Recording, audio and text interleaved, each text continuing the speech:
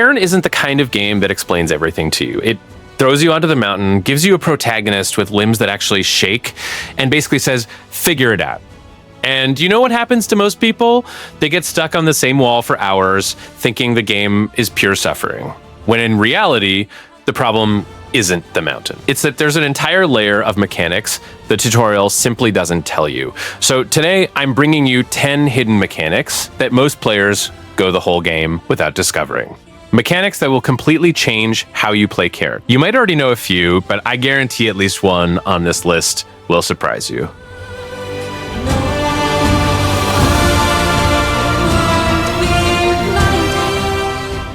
Most people look at rappelling and see a one-way function, going down. It makes sense. It's what the name suggests. It's what instinct says. But using a rappel only to go down is like having a Swiss Army knife and only using the scissors. Rappelling in Cairn is a tool for strategy, planning, and total control over a route that was defeating you. And understanding that completely changes how you think about the mountain. The idea of clearing a difficult route via rappel is perhaps the most powerful part of this mechanic. When you hit a section you clearly won't pass with the stamina you have now, instead of insisting and falling, you descend in a controlled way, find a more accessible side path, bypass the problem, and return to the main route from above.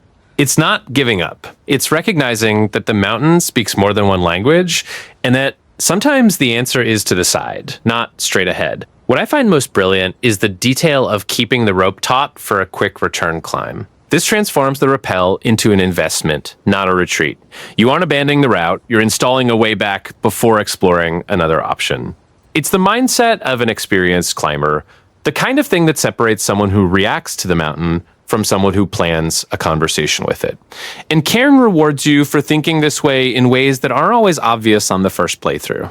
This mechanic is the game telling you that control never comes solely from climbing faster or holding tighter. Sometimes it comes from descending with intention, using gravity in your favor instead of fighting it, and turning a strategic descent into a springboard for a better ascent. Rappelling as a strategic tool is Cairn in its purest state.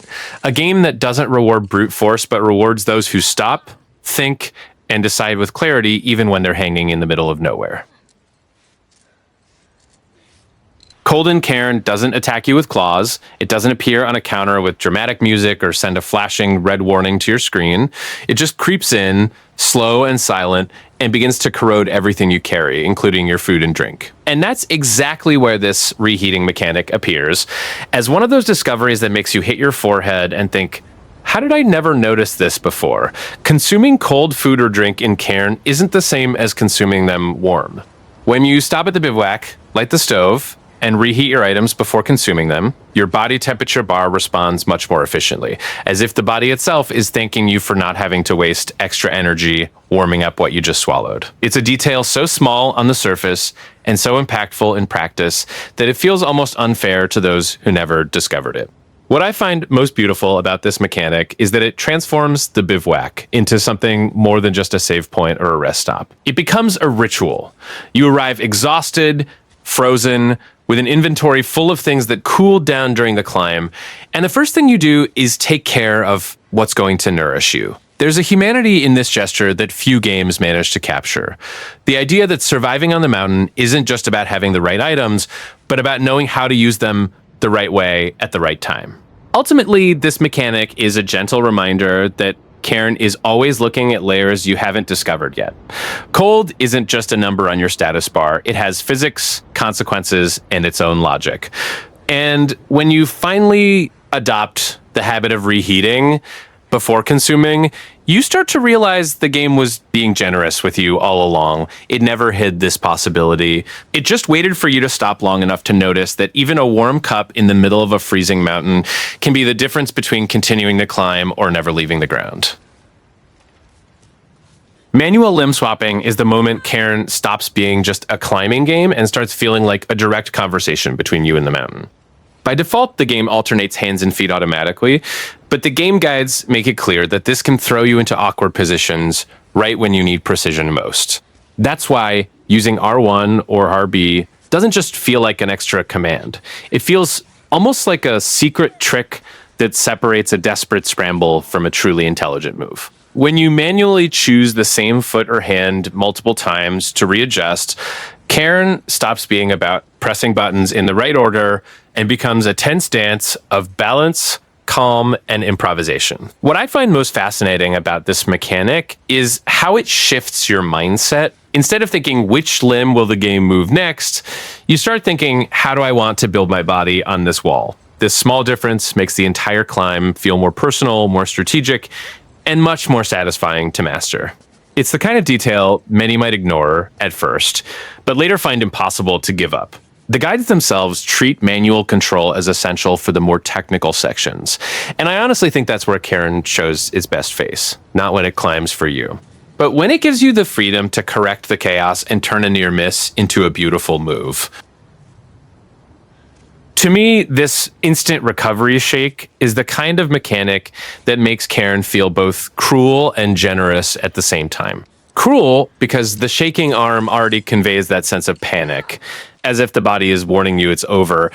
And generous because the game still gives you one last spark of hope. I love this because it doesn't feel like a get out of jail free button. It feels like a desperate survival reflex. The coolest part is that this action transforms a common moment of failure into a dramatic decision point. It's not just about regaining a bit of stamina, it's about wringing one last effort out of the character when everything is at its limit. This detail makes the climbing feel much more human, like that moment when you know you're not okay, but you try to gather strength just to reach the next safety point. In my head, this is one of the tensest mechanics in Cairn because it creates a microsecond of illusion. You see the arm shaking, danger is right there, the fall is practically staring you in the face, and suddenly there's this tiny chance to turn things around. I think it's brilliant because the game doesn't truly save you. It just whispers in your ear that maybe it's still possible, and that maybe is enough to make everything much more exciting. Honestly, that's where Cairn totally wins me over. This shake doesn't feel over-the-top heroic. It feels heroic in the right way.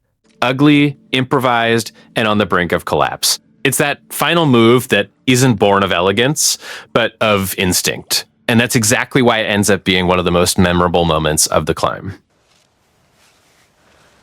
Center of mass physics is that silent rule separating an improvised climb from a conscious one in Cairn. At first, you think the game is just about finding the best hold, but then you suddenly realize the real enemy is your own posture, as if the mountain is punishing you for every overextended decision. The trick is understanding that fatigue doesn't just come from how bad the hold is, but from how much you are hanging in the void. When you keep hands and feet closer to the center of your body, everything feels more economical. When you get fully stretched out in that iron hook style, the game charges you interest in stamina and fast. Guides focused on posture and balance in Cairn treat this body control as the core of the challenge. The most interesting part is the feeling it creates. It's not just a meter going down, it's a body becoming expensive to maintain. I find myself making almost obsessive micro adjustments, tucking my hips in, shortening an arm, retracting the character before attempting the next reach, because I've learned the hard way that stretching out beautifully can be exactly what kills you 2 moves later. This mechanic turns into a mental minigame I love. Before moving up, I think about organizing my body rather than gaining height. Sometimes the best move isn't going up, it's moving half a centimeter back to the center, repositioning a foot, staying compact, and only then making the final move safely as if you're saving energy for the moment that truly matters. There's a mistake almost everyone makes in the first few hours, and it's so natural it feels impossible to be wrong. You look at the wall, see the next hold way up there, and instinctively start pulling yourself up with your arms as if you were lifting your own weight at the gym. It's logical, it makes sense, and it's exactly what's going to kill you. Cairn simulates something real climbers take months to learn. Arms are finite, legs are eternal. The turning point happens when you stop treating legs as support and start treating them as the motor. Pushing with your legs instead of pulling with your arms isn't just more efficient, it's an entire shift in philosophy regarding how you ascend. Suddenly, arms become guides, not cranes. They exist to direct and hold, while the legs do the heavy lifting. When you start climbing like this, the mountain feels slower, more controlled, as if you finally deciphered the language the game was speaking all along. What fascinates me is how merciless this mechanic is to those who ignore it. If you're hanging just by your arms, the timer starts immediately. And it isn't generous. There's no soft warning, no disguised second chance. Your stamina drains at a rate that feels almost personal, as if the mountain is looking you in the eye and saying, "You knew this, didn't you?" And the honest answer in the first few hours is always no. This mechanic is Cairn being honest about what climbing really is. A game of saving and spending. And your legs are your most generous savings account. When you finally internalize this, you start looking at every move not as where will my hand reach, but as where will my foot launch me from? And that inversion of perspective, small on paper, massive in practice, is the kind of transformation that makes you feel like you didn't just get better at the game, you got better at climbing. At first glance, chalk seems like a basic support item you use mechanically before any difficult hold. You apply it, move on, and don't think much of it. But there's a hidden timing in this mechanic that transforms chalk from a routine tool into something much closer to an emergency ritual. Applying it at the exact moment your hands start to shake is one of the most brutal differences this game quietly hides. When you understand there's a specific window, that exact second where your fingers are protesting but haven't given up yet, and that using chalk right then can multiply your grip strength by up to 12 times, the whole game changes. Suddenly, chalk stops being preparation and becomes resurrection. It's the difference between applying sunscreen before leaving the house and throwing a bucket of water on a fire that's already started. Context changes everything, and Cairn knows this better than you do. What I find most cruel and fascinating about this mechanic is that it requires you to wait. Don't apply too early, don't apply too late, apply during the shake. And waiting in that state, hanging, consuming stamina every 10th of a second, goes against every survival instinct the game spends hours building inside you. It's almost a brilliant design trap. To use the chalk at the right moment, you have to be calmer than the situation allows. And when it works, when you feel the character steady themselves on a hold that seemed lost, the feeling isn't relief, it's complicity with the game. As if Cairn is saying, I was giving you a way out this whole time, but you had to earn it. This hidden multiplier isn't there to make things easy. It's there to reward patience, timing, and that rare kind of cold-bloodedness that separates a desperate climb from a truly calculated one.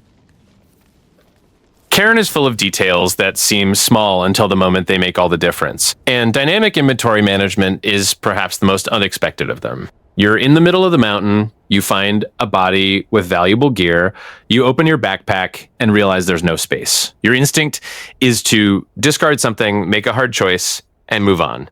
But the game gives you a third option almost no one discovers on their own. Shake the backpack and let physics solve the problem for you. There's something genuinely satisfying about pressing R1 or RB on the inventory screen and seeing items physically reorganize inside the bag, as if you were shaking a real suitcase to make that last t-shirt fit.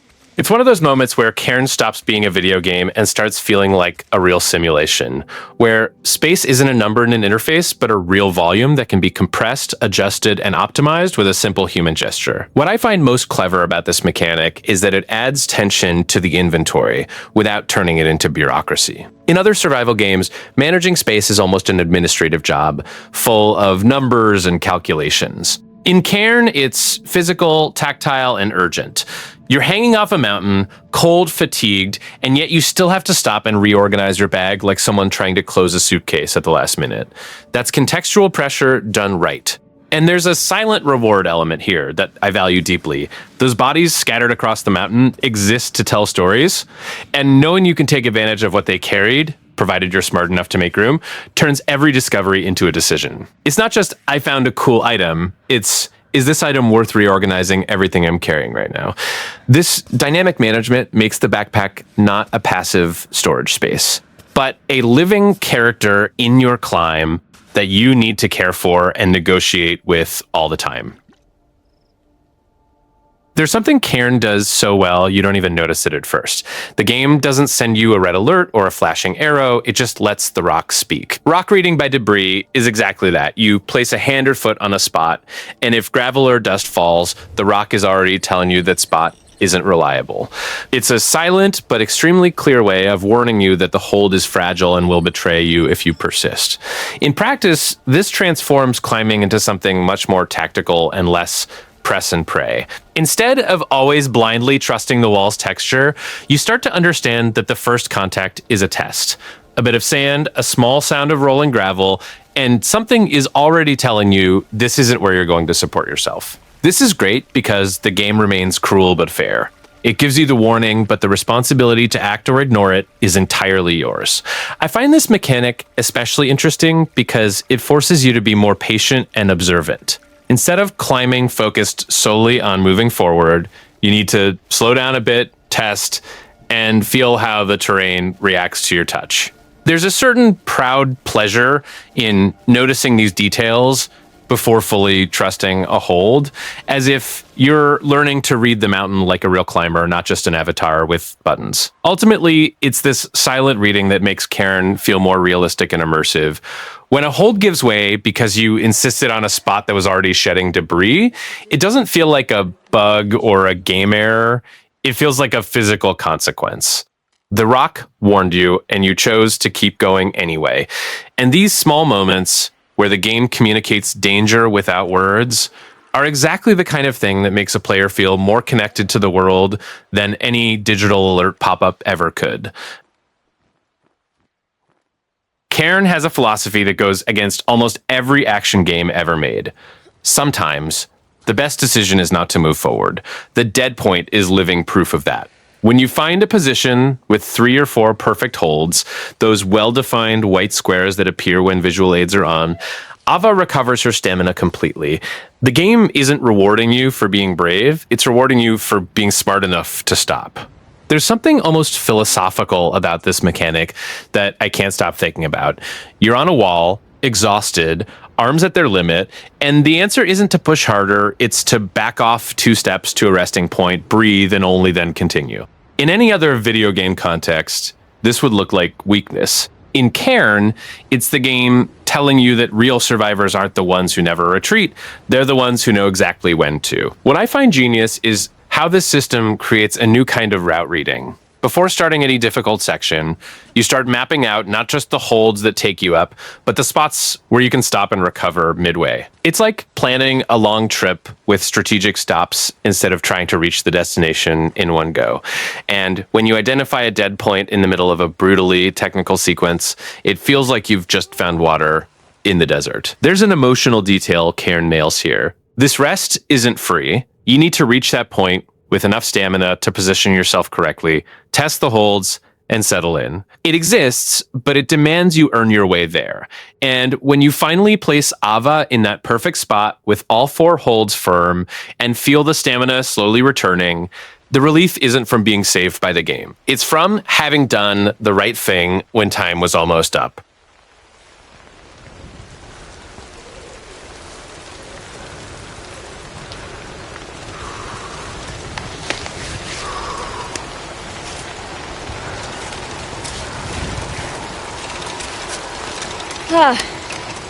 Is Ava a mountaineer or an urban climber? Clearly a bit of both.